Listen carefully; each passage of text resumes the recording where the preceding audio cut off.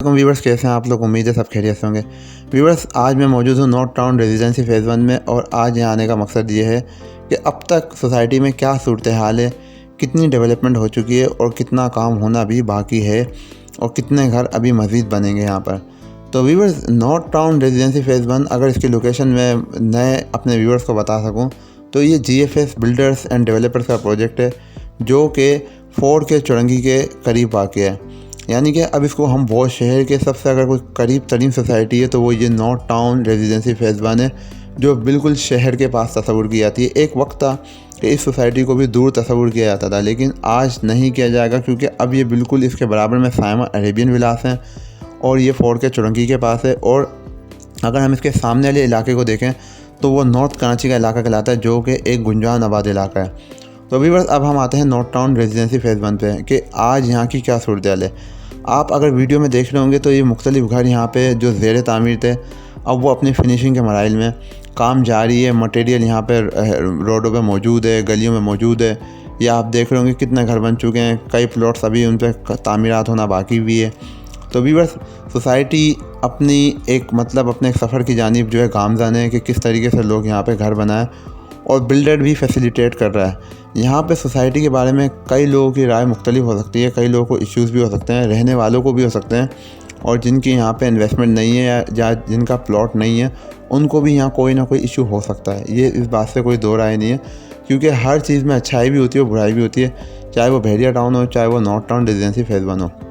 लेकिन व्यूअर्स, अगर हम यहाँ के एक एडवांटेज की बात करें तो वो ये है कि जिन लोगों ने स्टार्ट में इन्वेस्टमेंट की थी, अगर हम इस पीरियड को नोट करें 2015, तो जिन लोगों ने 10 लाख के अंदर अंदर यहाँ पे इन्वेस्टमेंट की थी, आज उनका 5 टाइम्स रिटर्न जो है वो हाई हो गया। अगर हम उसको इन्फ्लेशन से भी कवर करें तो वो 4 टाइम उनको ज़्यादा गेन मिला, क्योंकि बिल फर्ज अगर हम 5 साल में 5-6 साल का एवरेज 15% इन्फ्लेशन भी लगाएं तो यानी कि डबल महंगाई हो गई, यानी 100 रुपये की चीज़ 200 रुपये में हो गई। लेकिन जिसने 10 लाख का प्लॉट लिया वो 50 लाख का हो गया। तो इससे साबित क्या हुआ कि रियल इस्टेट ने इन्फ्लेशन को 3 टाइम्स 4 टाइम्स ज़्यादा बीट किया। ये समझने की बात है। ये बात कोई अगर समझ जाए और प्रोजेक्ट अच्छा हो और वो सही टाइम पे स्टार्ट में बुकिंग करा ले, प्री लॉन्चिंग में या इस कम कीमत में, तो उसका रिटर्न 5 टाइम्स भी होता है, बाद होगा तो इससे भी ज़्यादा हो जाता है। तो मैं आपको इस चैनल का मकसद यही होता है कि आपको इन रियल इस्टेट में इन्वेस्टमेंट की वो चीज़ें बताऊं कि माजी में कहाँ कहाँ कितना कितना रिटर्न आया और मुस्तकबिल में अगर कोई बिल्डर अच्छी जगह पर इन्वेस्टमेंट करे तो किस तरीके से लोग रिटर्न कमा सकते हैं। क्योंकि बुनियादी तौर पे ये एक बिल्कुल रिसर्च वाला काम है। एक आम बंदे को ही बुनियादी रिसर्च करके वो अपनी इन्वेस्टमेंट कर सकता है। अगर वो रिहाइश के लिए भी लेगा तो जब भी उसको लो कॉस्ट प्लॉट पड़ेगा, लेकिन अगर वो लोगों की कहा सुनी के ऊपर अमल करेगा तो अल्टीमेटली वो नुकसान में होगा।